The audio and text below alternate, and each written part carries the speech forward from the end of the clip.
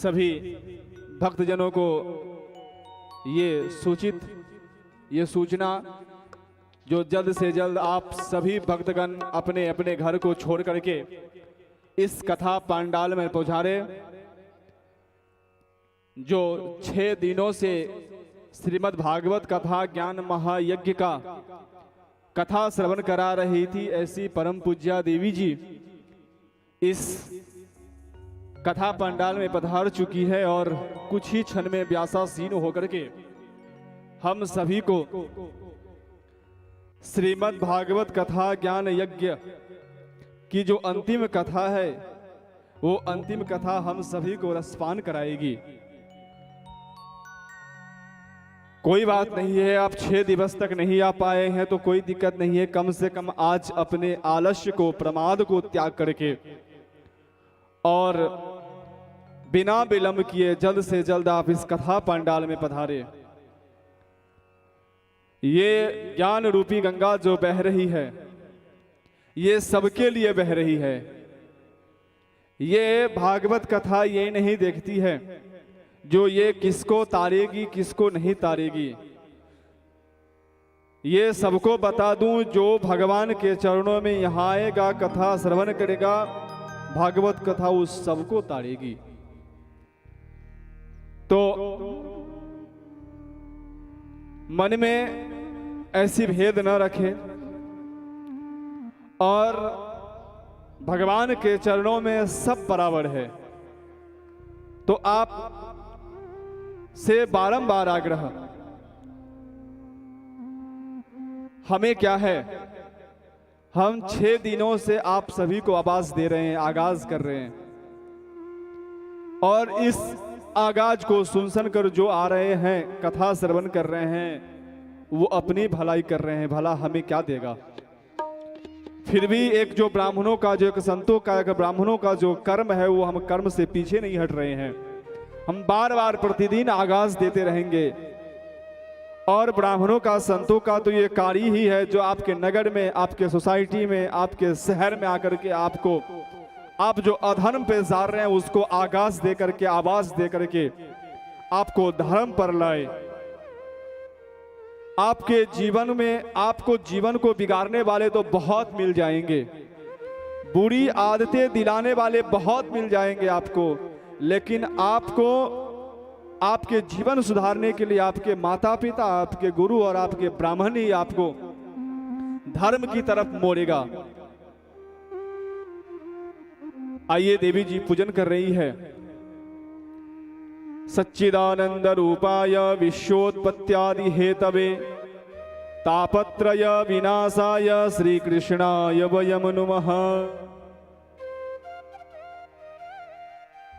वंशी विभूषित करान्नव नीरदाभात् पीतांबरा दरुण बिंब फलाधरोष्ठात् पूर्णेन्दु सुंदर मुखात् अरविंद नेत्रात् कृष्णात् परम किमपि तत्त्वमहं न जाने। भूर्भुवस्व भागवत नारायणाय नमो नमः। गन्धाक्षत पुष्पैः सम्पूज्य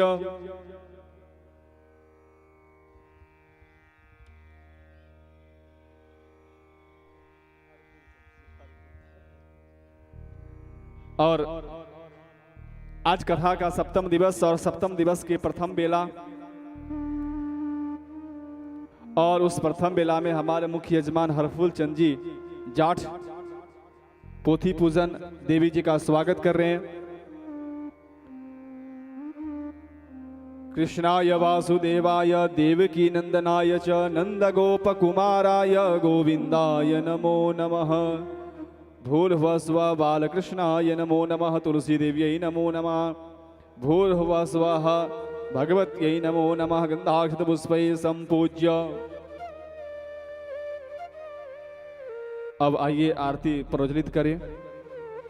जो भी भक्तगण आए हैं वो अपने अपने स्थान से खड़े हो जाए और खड़े होकर के आज की कथा की प्रथम बेला की हम आरती उतारे।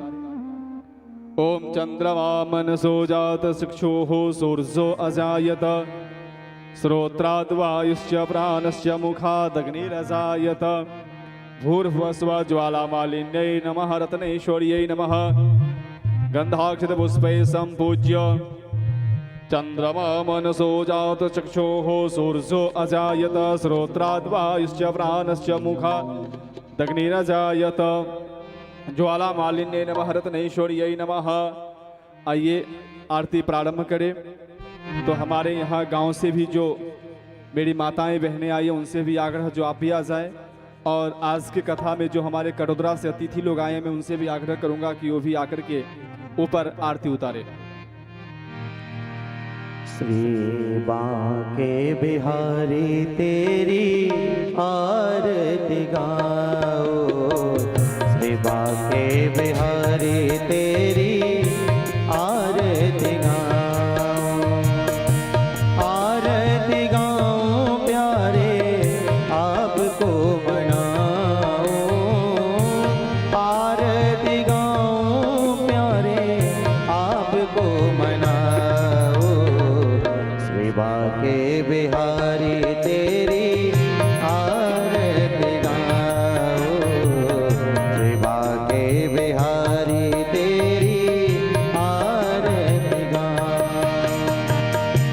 मोर मुकुट तेरे शीश पे सोए, प्यारी वंशी मेरो मन मोहे, मोर मुकुट तेरे शीश पे सोए, प्यारी वंशी मेरो मन मोहे, देखे छवि में तो बलिहारी जाओ, श्री बांके बिहारी तेरी आरती गाओ।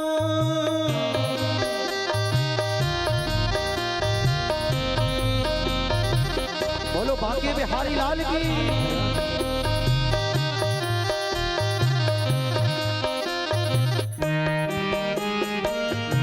चरणों से निकली है गंगा प्यारी, चरणों से निकली है गंगा प्यारी, जिसने सारी दुनिया तारी, जिसने सारी दुनिया तारी, उठे चरणों में शीश झुकाओ, श्री बांके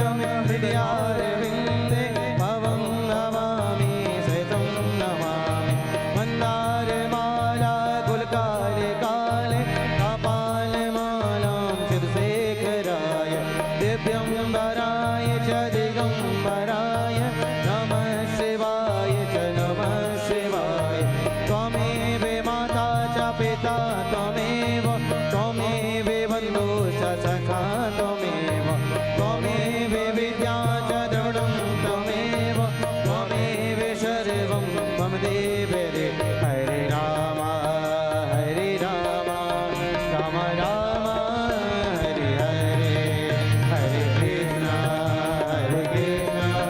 कृष्ण कृष्ण हरे हरे, कृष्ण कृष्ण हरे हरे, कृष्ण कृष्ण हरे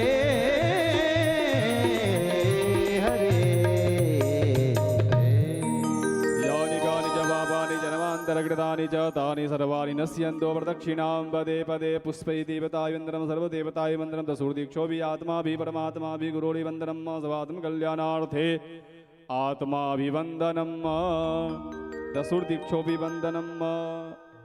आरती के चारों तरफ जल घुमाए, हाथों से आरती दे, स्वयं आरती ले ले। स्वात्म कल्याणार्थे आत्माभिवन्दनम हस्तौ प्रक्षाल्य, आरती लेकर के हाथ धोले, हाथ में पुष्प लेकर के मंत्र पुष्पांजलि करे।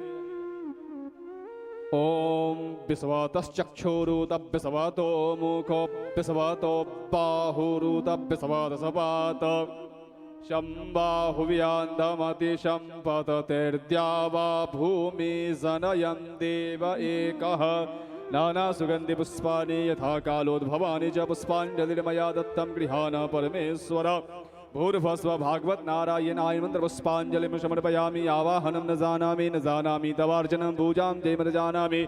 क्षम्यतां परमेश्वर क्षमा प्रार्थनां याचयामि। भागवत भगवान की जय, राधे रानी सरकार की जय। सभी भक्तगण अपने अपने स्थान पर बैठ जाए और आज कथा का अंतिम दिवस, पुनः सबसे हम आगाज करेंगे, आवाज देंगे यहाँ से सभी को। जो भी मेरे प्यारे प्यारे भक्त आज घर में बैठकर कथा श्रवण कर रहे हो, घर पे ना सुने। यदि भगवान ने आपको साधन दिया है, यदि भगवान ने आपको अपना 2 पैर और 2 हाथ यदि सलामत दिया है, तो उसका सदुपयोग करके आप सीधे अब कथा पंडाल तक पहुंचे। क्योंकि जिनको भगवानों ने पैर नहीं दिए, जिनको हाथों ने भगवान नहीं दिए, जिनको भगवान ने बुद्धि नहीं दिए, अब हमें सब कुछ दिए हैं, तो विचार करिए यदि हमें न मिलता तो हम क्या करते, हमारी क्या स्थिति होती। तो यदि भगवान ने आपको साधन दिया है, यदि पैर दिए हैं, तो उनका आप सदुपयोग करके कथा स्थल तक पहुंचा रहे। आज अंतिम दिवस, देवी जी अंतिम दिवस की पूरी कथा श्रवण कराएंगी, अंतिम श्लोक का पाठ कराएगी। अंतिम श्लोक का पाठ से पूरे भागवत जी का श्रवण करने का लाभ मिलेगा। तो मन को, चित्त को शांत करके बैठे। आइए, सबका स्वागत है। ये कुम्हारिया परिवार आपका स्वागत करती है। हम सभी मिलकर के देवी जी से आग्रह करें, देवी जी आज की जो अद्भुत रसमय श्रीमद् भागवत कथा है अंतिम दिवस की, वो हम सभी भक्तों को रसपान कराने की कृपा करें। एक बार जयकारा करेंगे। राधे रानी सरकार की, भागवत भगवान की। आइए अब हम सीधे देवी जी से जुड़ते हैं।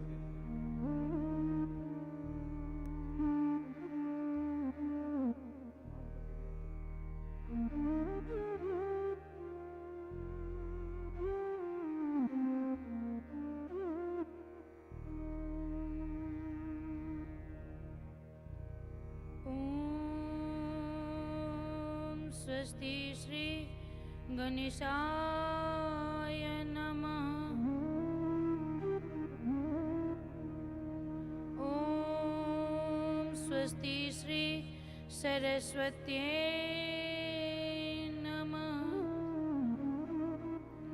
ओम स्वस्ति श्री गुरुचरण कमलेभ्यो नमः। नमो भगवते वासुदेवाय नमः। वक्रतुंड महाकाय सूर्यकोटि कुरु मे देव सर्वदा। नमस्ते शारदे सरस्वती मति प्रदे। वशत्वं मम जीवाग्रहे सर्वविद्या प्रदा भव। कृष्णं नारायणं वन्दे कृष्णं वन्दे व्रजप्रियं कृष्णं द्वैपायनं वन्दे कृष्णं वन्दे पृथासुतं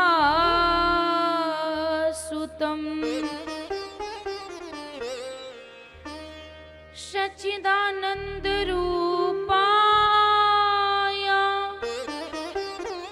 विश्वोत्पत्त्यादिहेतवे तापत्रय विनाशाय श्रीकृष्णाय वयं नुमः। राधे मेरी मातु है, पिता मेरे घनश्याम, इन दोनों की चरणों में मेरा कोटि कोटि प्रणाम।